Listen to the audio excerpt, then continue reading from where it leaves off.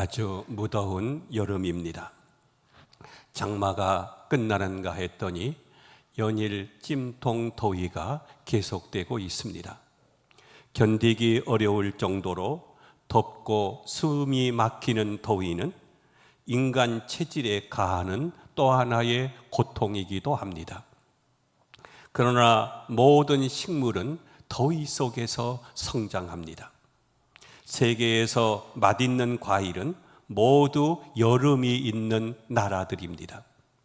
사람들이 좋아하는 망고스틱이나 두리안 같은 것도 모두가 더운 나라에서 나오는 과일들입니다. 그리고 무더운 여름일수록 과일은 더 답니다. 뜨거운 햇빛이 없으면 달콤하고 싱싱한 열매를 얻을 수가 없습니다. 수박, 참외, 포도, 복숭아가 단 이유는 무더운 여름을 지나면서 무르익었기 때문입니다. 들녘의 표도 뜨거울수록 누렇게 익어가게 됩니다. 일조량이 며칠만 길어도 그 해는 풍년이 온다고 합니다. 그러므로 무더운 여름에 짜증을 내거나 스트레스를 받을 것이 아니라 오히려 더운 여름을 주신 하나님께 우리는 감사해야 할 것입니다. 우리는 성장에서 깊은 진리를 배울 수가 있습니다. 살아있는 식물은 땅에 깊은 뿌리를 내리고 땅으로부터 수분과 영양을 섭취하게 됩니다. 땅에 깊은 뿌리를 내린 식물은 마르지 않고 뜨거울수록 더욱더 잘 성장하게 됩니다.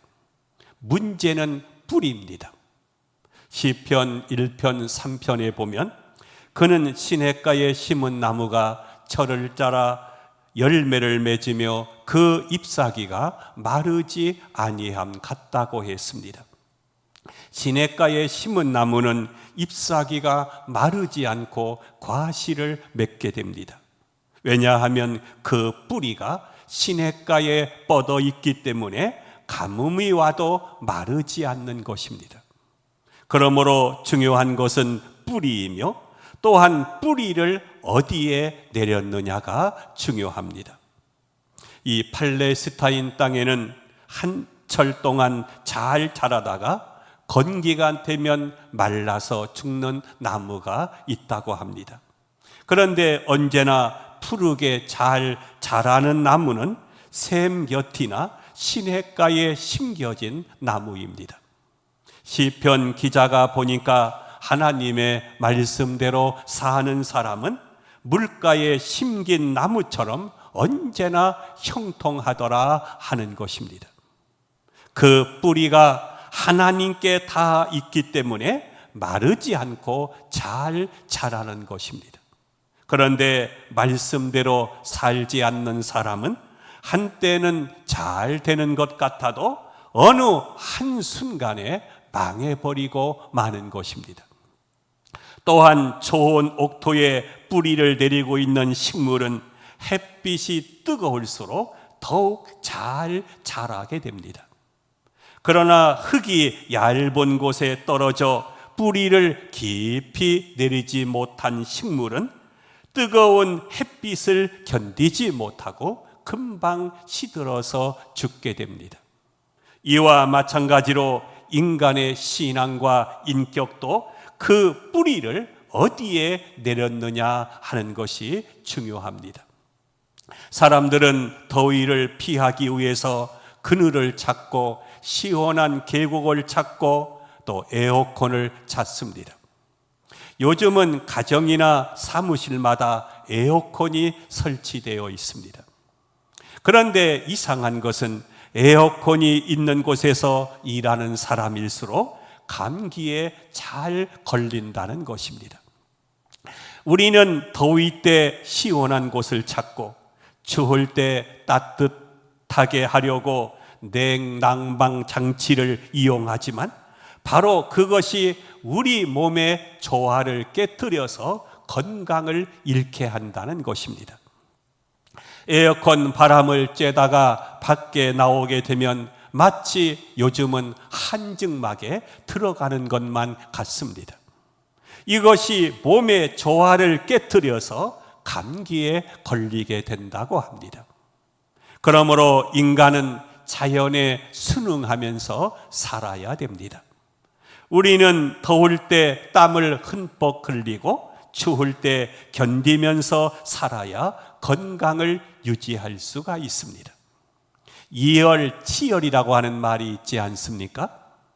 더위 속에서 활동하고 땀을 흘림으로써 건강을 유지할 수가 있고 몸과 마음도 건강할 수가 있는 것입니다.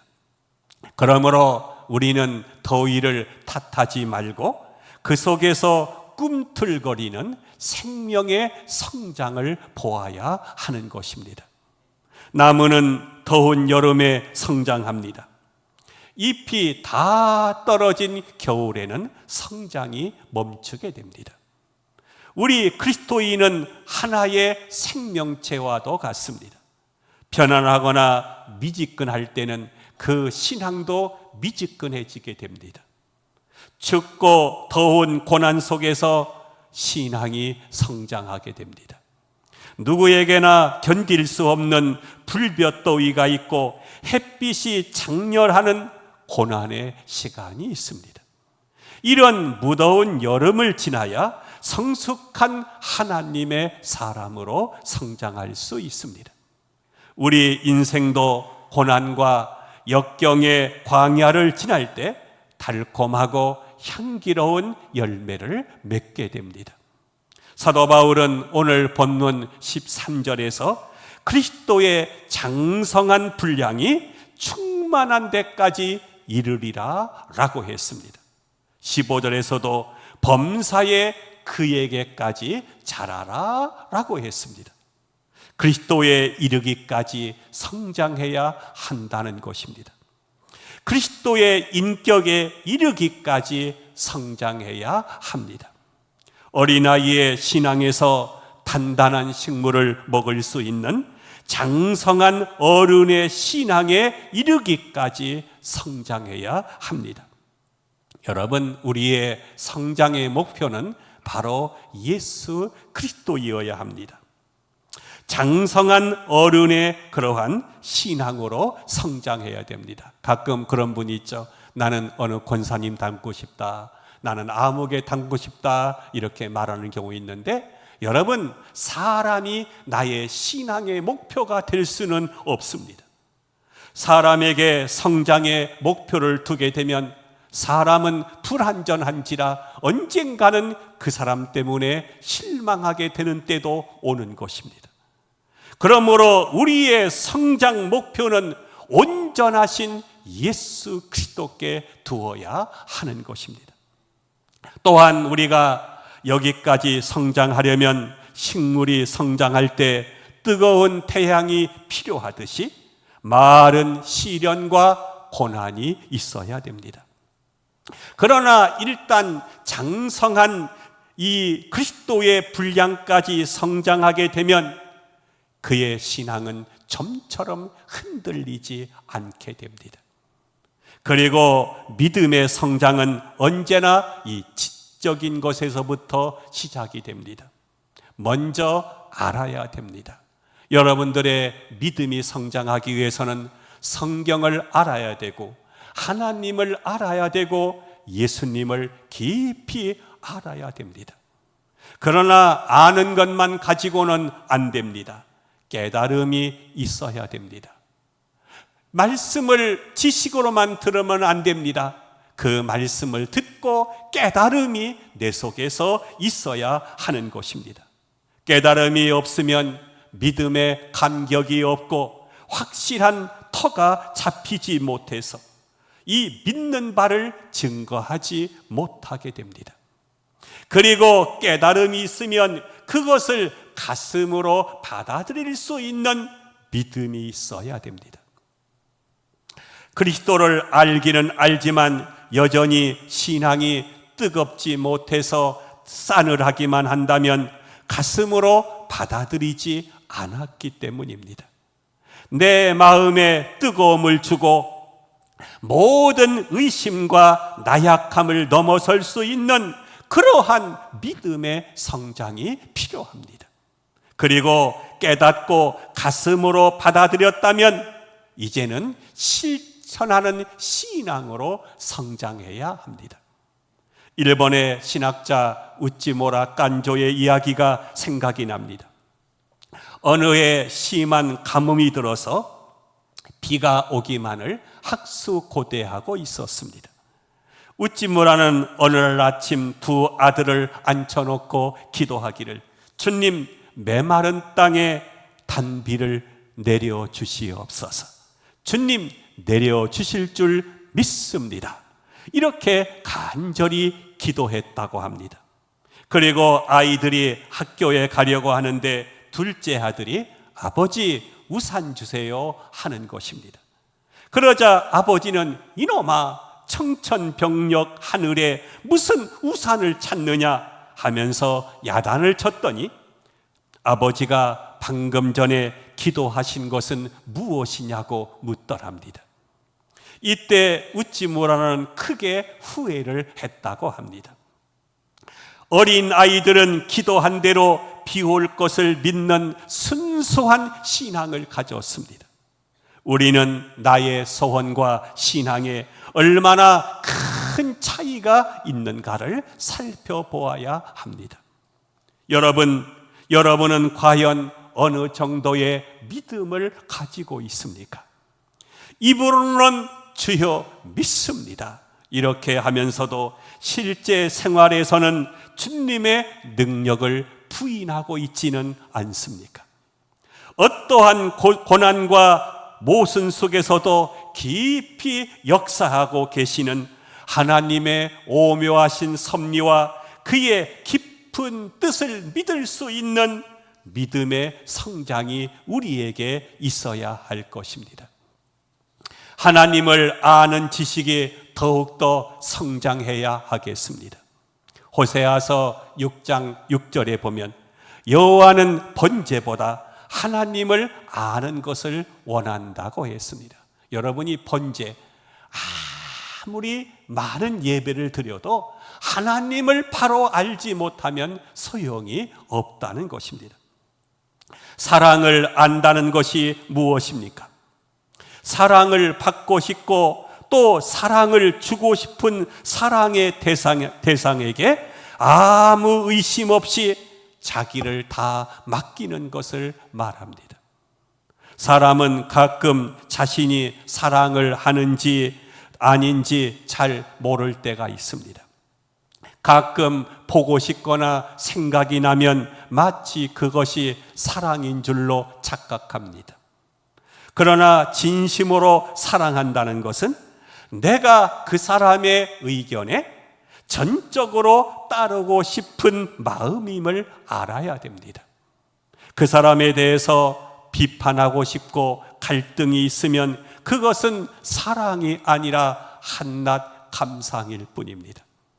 사랑의 성장이란 그가 나를 따르고 닮기를 원하는 것이 아니라 내가 그 사람이 있는 곳에 있기를 원하고 내 뜻이 이루어지기보다는 내가 그 사람의 뜻과 같이 되기를 바라는 것입니다.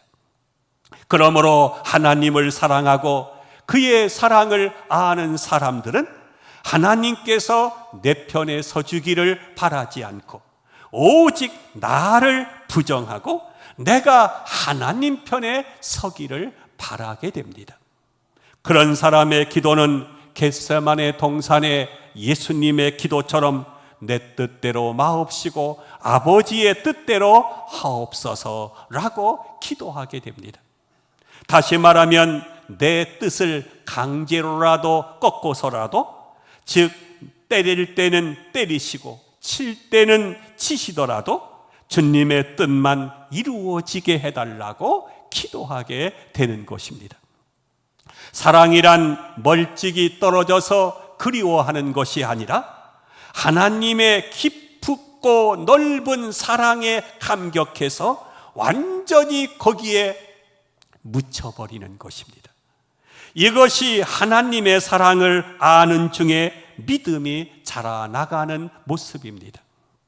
마치 우리가 어렸을 때 부모님을 안다고 하지만 진실로 아는 것이 아닙니다. 점차 성장하면서 어머니의 칭찬보다는 채찍이 더 소중했음을 깨닫게 되고, 어머니의 웃음보다는 눈물 속에 비친 사랑이 더 큰 사랑이었음을 알게 됩니다. 그러나 그것만 가지고 어머님의 사랑을 진정으로 안다고 말할 수는 없습니다. 그가 성장해서 어머니가 되었을 때, 그리고 자식을 키우면서 진정 어머니의 사랑을 비로소 깨닫게 되는 것입니다. 오늘 성경 15절에 보면 오직 사랑 안에서 참된 것을 하여 범사에 그에게까지 자라라 그랬습니다. 즉 예수님에게까지 자라라는 것입니다. 사랑을 받는 자세에서 이제는 사랑을 주는 자세로, 받을 것을 생각하는 마음에서 이미 받은 것을 생각하며 감사하는 자세로, 나를 좋아했던 사람만을 사랑하는 자세에서 원수나 나를 미워하는 사람까지 사랑하는 자세로 성장해야 하겠습니다. 언젠가 영국 신학자들이 하나님의 임재와 현존하심에 대해서 거창하게 토론을 한 적이 있습니다. 고상하고 철학적이며 신학적인 용어로 서로 말을 주고받았지만 도저히 의견이 일치하지 않았습니다. 그래서 하나님의 임재가 희미하다느니, 하나님께서 침묵하신다느니, 더 나아가서는 하나님이 죽은 것이 아니냐 등의 이야기를 하고 있었다고 합니다. 마침 그 집에서 일하는 아줌마가 차를 끓여 나오다가 그들의 이야기를 듣고 저기 놀랐지만 차를 탁자 위에 놓은 후 용기를 내서 이런 말을 했습니다. 선생님, 제가 들으니 하나님은 침묵한다, 하나님은 죽으셨다는 말씀을 하시는데 저는 매우 놀랐습니다. 저의 경우는 아침에 잠자리에서 눈을 뜰 때는 하나님께서 눈을 뜨신다고 생각을 했고, 세수할 때는 하나님이여 제 마음과 심령도 깨끗하게 씻겨 주시옵소서 라고 기도하고, 청소할 때는 하나님 제 마음도 깨끗하게 씻겨 주세요 라고 기도를 드리고, 밥을 할 때는 하나님 저에게 육의 양식뿐 아니라 영의 양식도 주십시오 라고 기도합니다. 저는 항상 우리와 함께 하시는 하나님을 믿습니다 라고 말했습니다. 범사에 자란다는 것은 거창한 신학적인 용어를 빌릴 필요가 없습니다.